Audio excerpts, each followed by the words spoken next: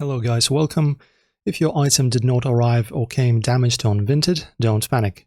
In this short guide, I'll walk you through how to get a refund on Vinted step by step.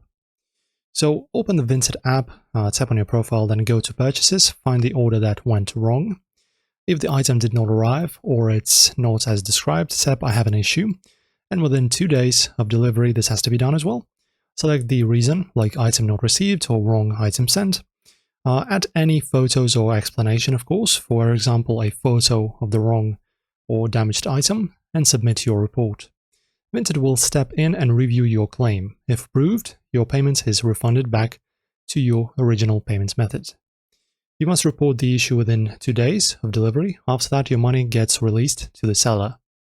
Refunds typically take 5 to 10 business days to show in your account. And that's how you protect your money on Vinted. If this helped you, drop a like, subscribe for more buyer tips, and check the description as well. See you in the next one.